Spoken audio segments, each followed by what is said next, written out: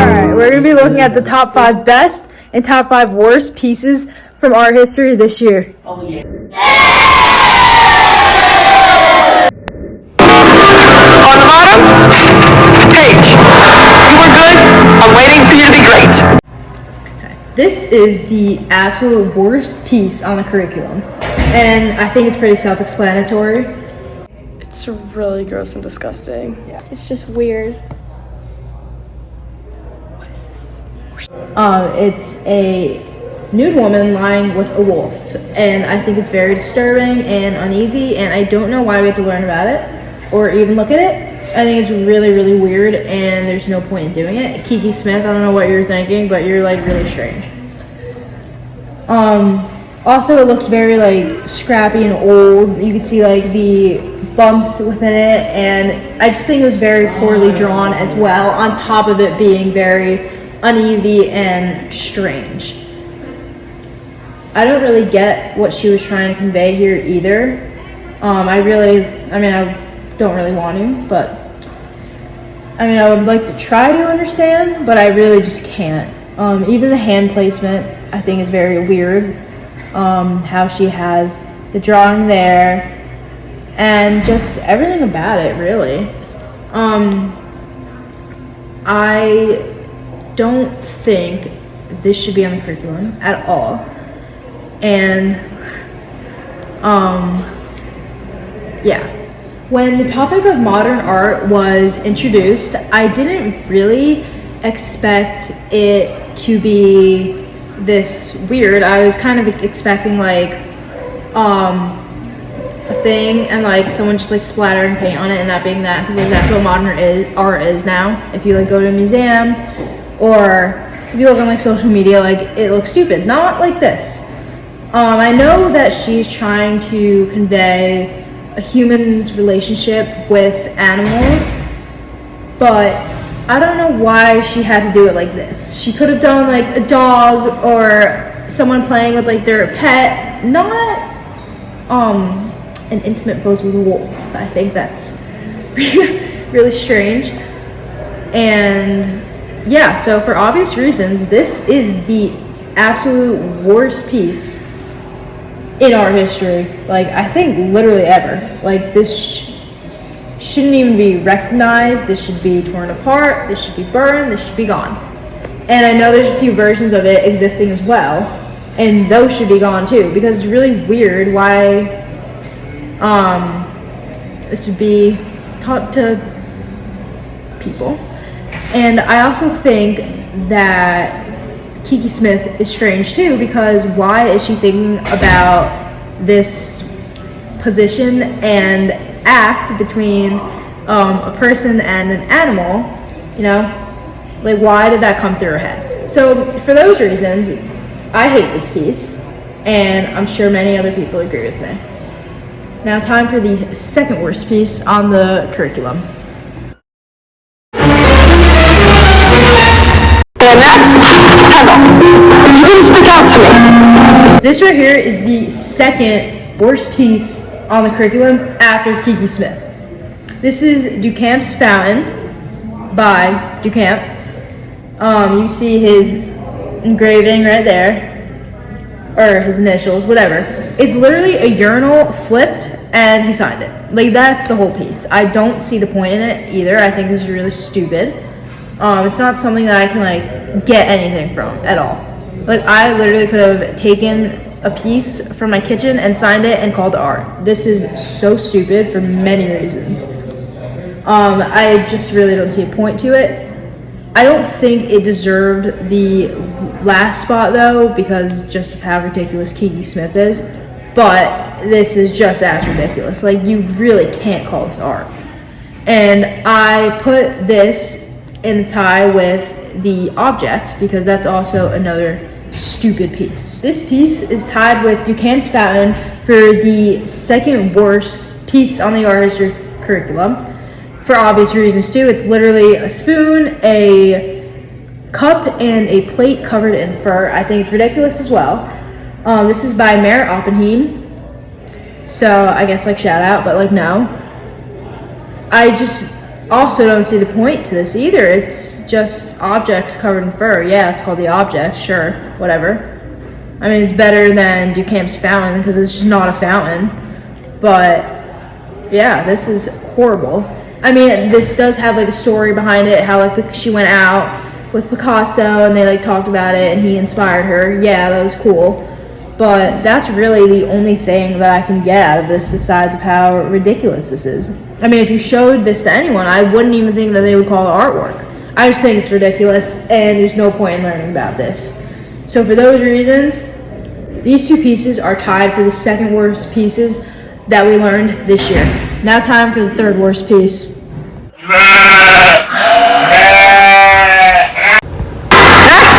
Is Hook. When are we going to see you stand out as the leader, as the foreman on the job, as the role model?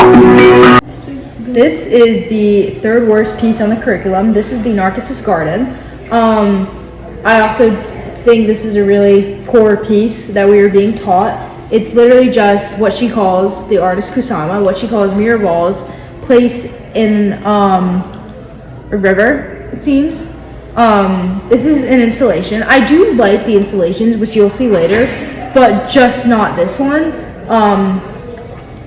I just really think it's stupid, and this is about narcissism, and there is about 1,500 globes within it, or what she calls mirror balls. This is a bunch of mirrors to when the viewer comes to it and interacts with the piece, that they can look at themselves and reflect on their actions. So that's the point of that, which, yeah, whatever. But still, I just think it's a very poor piece to be taught, and there's really no point. I don't really like the name of it either. I find it kind of strange because, yeah, I don't know. It's just weird, really weird to me. But again, I am a fan of the installations, just not this one. I mean, it's stupid. It's also very like poor looking. Like if you looked at another installation, you could see how it's like filled. This one isn't really filled. It's kind of just wherever and whatever. So it's very poorly maintained as well. And just the quality of it, like, again, I could easily do this. I could take whatever I wanted, throw it in a space, and call it art. Like, this is what I'm seeing here, and this is just stupid. That's the only word I have for it. This is really stupid and a poor piece, and time for the next one. And, Paige, you could have made that fabulous, but you didn't. Okay, coming in at number 4, we have these two masks. This one right here is the female mask, and this one right here is the Bundu mask. These were my 4th least favorite pieces because I just think that the masks had no purpose and are really stupid. Definitely not for any other reason.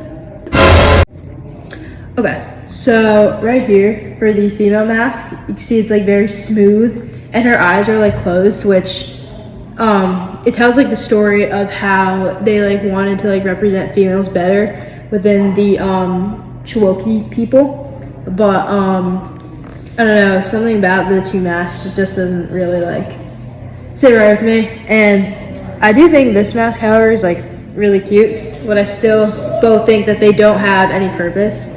So right here, the female mask, she has like very thick braided hair, which is like representative of like their culture, and like her forehead's pretty high. She has the headband. Who's going to a big golf game on Let's go. Yeah. So, and there's also, you can see like very like faded tear marks on her, and it was for entertainment and like to express the female beauty. I don't see any beauty in this personally, but that could just be my opinion as well. I do, however, as much as I don't like the piece or like the masks, I like the features and how like detailed it is. But another thing is like the masks in general, like not just these two. I just picked these two because they're the first ones I saw, but it was just the whole mask in general. I didn't really like them. I felt like there was like so many and they all kind of blended together. And so for those reasons, I just really did not like learning about any of the masks. But I did think the stories behind all of them were cool. I just didn't really find it interesting. So then for the Bundu mask over here, there were 3 zones. It was kind of like a metal helmet. The eyes were also like closed in this, which I think that was for this one. That was for like just closing out on everything, like all like the bad talks and whatever. Like that's how they represented them, like hearing that out and just focusing on like the positives. So that was that for the Bundu mask. I'm not sure about for this one, but I know it was that for that one, so I like that. It was also another idealized beauty figure. I don't also see any beauty in this. I think it's really ugly. But, and the neck rolls right here. It doesn't really look like a neck, so it kind of defeats the purpose. This is of the Mendi people, and you're like supposed to keep this hidden until you performed with it. But I don't really understand how you perform with either of these if the eyes are closed and you can't see out of it. Like, especially for this one, like you have it over your face, but you can't even see out of it. And then for this one, it's like you're having a metal helmet. I really don't see the point in it. So, yeah, these pieces and just the masks in general weren't really my favorite, and I didn't really enjoy learning about them. But they weren't my least favorite because I don't really hate as much the piece itself, just more of learning about it and not really enjoying that. So, yeah.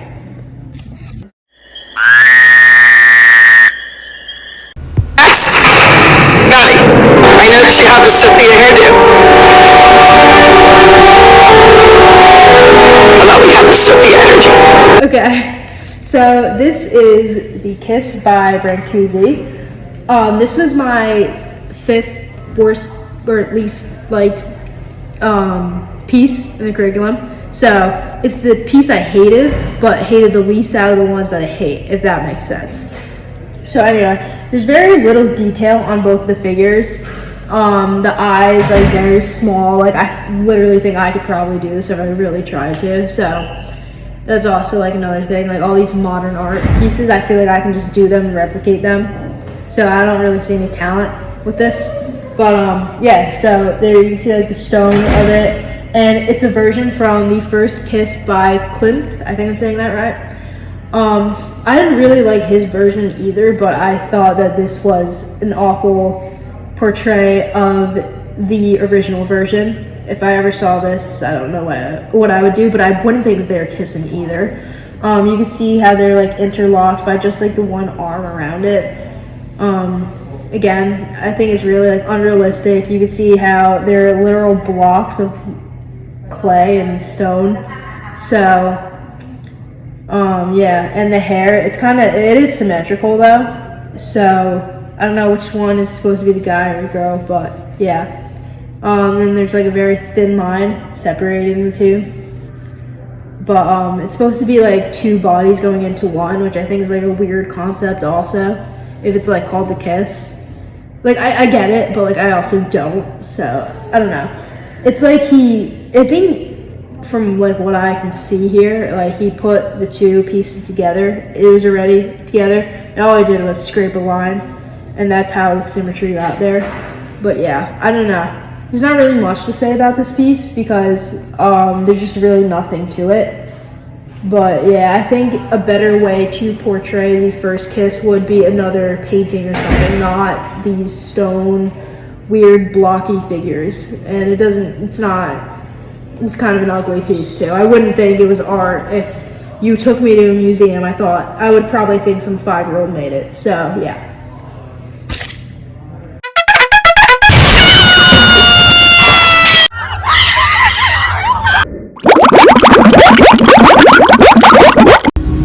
Moving on. Chloe, it was good, but obviously not good enough. Alright, so now I'm on to the top 5 pieces that I like. This is coming in at number 5. It's the Marilyn Diptych by Andy Warhol. I really, really, really, really like the pop art. This is modern art to me. Like, this is what modern art should be to me. So, this is obviously of Marilyn Monroe. It's like a tribute to her. So, I really liked how you could see the 2 sides in here. If I had to pick another piece like this, I would honestly pick like the 2 Fridas because it also depicts both of her sides. But I just chose this one over it because I do like the more modern art and I really like the pop art. And this and the colors on this side here, you can see like her, she was seen as a sex figure though, to many. So that's kind of what this side portrays, and like her life as like being Marilyn and being all that and being like really pretty and just being seen like that. So that's this side. And then here you can see how she kind of fades away as you move more this way. So this side was to show like what was like really happening with her and like her mental health and everything like that, how the fame kind of didn't really work in her favor on this side, and she kind of fell into a depression and eventually died by suicide. It is believed the government killed her. I think that's what it is too, but there's like many different theories on that. But yeah, so it does show like here like the effect from like the media and all the fame, and like I really like how he made this side colorful and this side not. Like even if I wasn't explained to like what was really going on here, I think I could kind of take it away from like the different uses of color, and yeah, so I really like that. It is her 50 times, which whatever. But yeah, no, I like the way Andy Warhol did this and portrayed her. And yeah, this is a piece though that was aimed, like the audience was targeted towards younger people.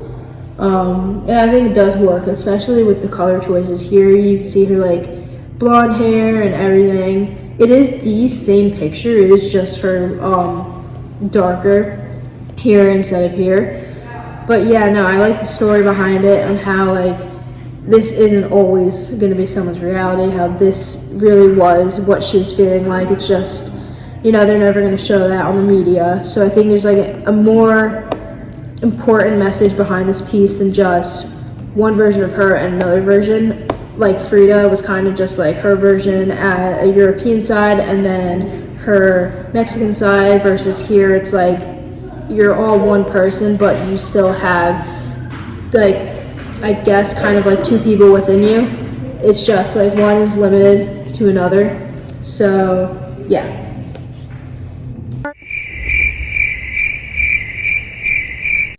Kendall, you came out this strong, you were exciting, you were energized. This is my fourth favorite piece. These were the Sunflower Seeds by Ai Weiwei. There's no name for it. In some Asian language, I just can't pronounce it. Yeah. So these were all handmade seeds by the artist, or not by the artist. The artist hired people to handmake these seeds in a factory. I think it's really cool. These are porcelain. That's the material they used. It is an installation, another installation. The other installation I didn't like. This one I like. I do like the installations again. I just didn't like the mirror ball one. But anyway, what I think makes this installation special is the quality of like each seed. You could see like how detailed, like even though it's just a sunflower seed, they did make it as detailed as possible, and there's like a lot of them. So I also like another story behind this. So this is like supposed to like portray like the political rebellion in China from Mao. It's like he is supposed to, like Mao is the sun and like these seeds are his followers, even though it's like in an enclosed space. But he is like the sun and like the dictator, so he kind of just like is up, like I guess the point of that is like to be like shining and like watching all over them, and then these sunflower seeds are like his followers or like the people that he dictates in China. So yeah, and then another like fun thing about this, which was like not cool but like it was like interesting to learn about, is that like how this was supposed to be able to like interact with it. Like people were supposed to like walk on it and do whatever they wanted on it, and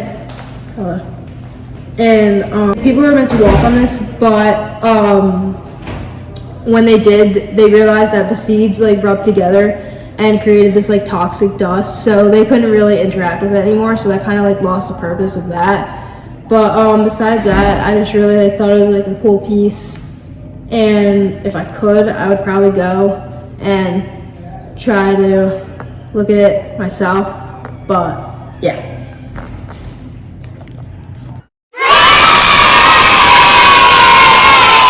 Next, Nia. You're third on the pyramid, you were third overall high score. Alright, so this is my third favorite piece. This is the steerage. It's a photograph, which I think is like cool. It's from 1907, I believe. It's the art movement that correlates with this is German Expressionism. And so the artist, Alfred's like on his way back to Germany. This is the ferry that takes you to Ellis Island. So like back in the day, when you came to America, you would come through like New York and Ellis Island. So I thought that was like really cool having a photograph of that.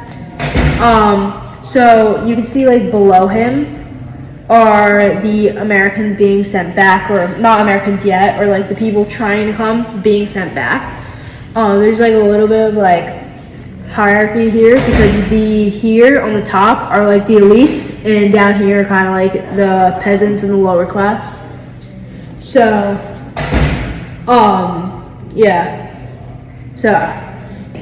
yeah, these were like more wealthy people coming through the ferry. And this is just like a message about like immigrants on Ellis Island and like returning to their old country, and some coming to America. So kind of hits close to home here, because I'm also from another country, came here, so that's also why I like this piece. Yeah, and then some of these people on the boats are like people returning to their old country to try and like get more people to come to America, because they saw like how great it was and like the opportunities that they had, so they wanted to go back, tell their family, tell their friends. That's like the nice story behind that as well. And it's also like if you had this, you had like higher social status too. So yeah, it's obviously an old photograph because it's black and white, but I think like me kind of knowing like the history of it, and like it being not obviously recent, but like more recent to where I can like openly talk about it and know what's kind of happening in this picture. That's what makes me kind of like it. And the fact that like I also came from China to America, they're coming from like Europe to America, so that's like another like relation I have with this piece. And yeah, I think it's really cool being able to like see the ferry and seeing like all these people going and coming. I didn't really realize how many people came on each trip. I never really had an idea. Like my grandma would always tell me stories about like, cause I think her mom came through on Ellis Island, my grandma's mom. So she would always tell me stories about it, and I kind of imagined it in my head, and then like being able to see it is like pretty cool. So yeah, this is why this is my third favorite piece. It would be higher, but I did like the other two just a little bit better. But yeah, no, this piece is pretty special. Just like the message behind it and like them all coming to America, I think it's really nice. And I think it's like a good thing to have and to be able to see it when you're learning about American history and like why our country is so great and why it drew so many people to come here and seek opportunities and all of that. So yeah.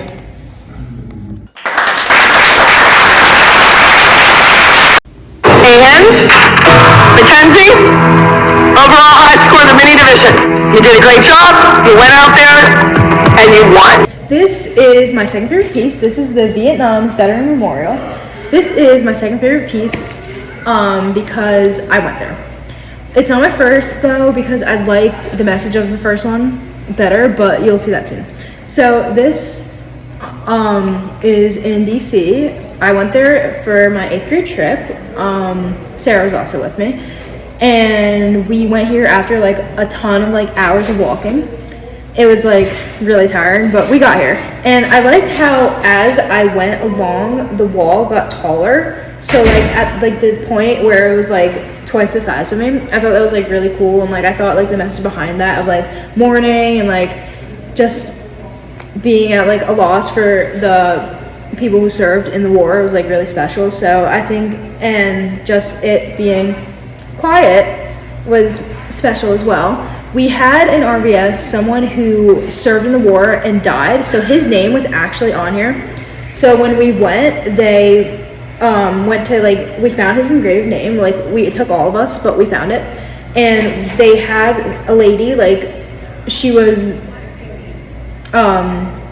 doing it for like money. She had like these papers and she could go over the name and like color it with a crayon to trace the name of our veteran that went there.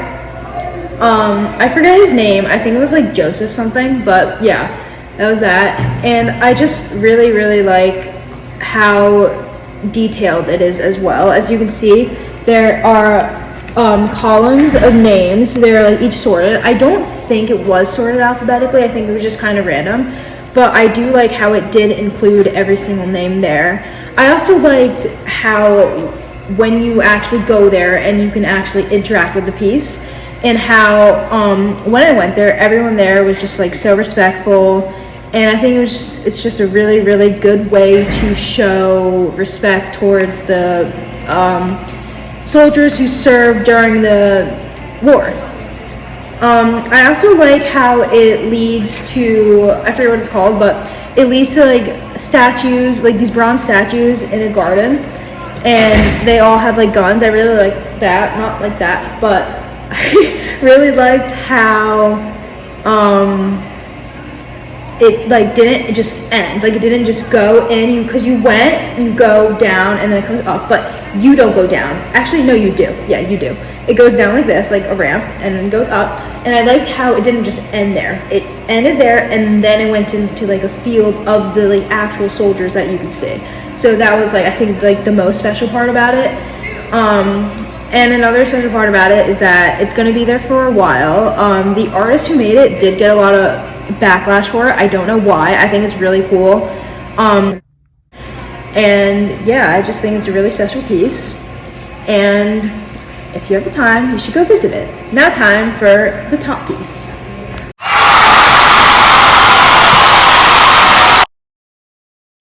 Top of the pyramid, going 3 for 3, once again, is Maddie. Maddie, not only did you win the high score solo. And finally, this is my favorite painting. This is the portrait of Sor Juana Inés de la Cruz. The artist is Miguel Cabrera from Mexico City. It's a Spanish artist. I like this painting a lot because of the message that it conveys and the story behind it. You can see it's a very religious painting. She's holding a portrait of Virgin Mary right under her face. And I also like the deep colors that is used. This is shows a very like Baroque tone in the painting itself. And in her left hand, she's holding a rosary bead to show her religious side, and in her right hand, she has her hand placed on a book. So the story behind this is that she grew up to be a nun, and as like the church's like societal norms, she was like looked upon as just a nun, but she herself wanted to pursue education, and she wound up pursuing it, but it was like a struggle to get there. So she really liked science, math, writing, just like anything like that. She was very educated as well, and she wanted to be an engineer, but being part of the church, they didn't really allow her to do that. Another thing that shows her literate side is the books behind her. She's actually in a library, and she was always looked down upon because of what she wanted to do, but she did, however, become like a poet and a writer. I also liked how she challenged the church within the painting, and this is like a very feminist painting. It is by a guy, however, but I like how he took the time to make this painting and show what women were capable of this time during the late 1700s, so shout out Miguel. So to sum it up, I like the challenges that Juana overcame through her time being a nun, and just really like the painting and the message. So that sums it up. So I hope you can see why I hate my top 5 least favorite art pieces and why I love my top 5 favorite pieces. Yeah.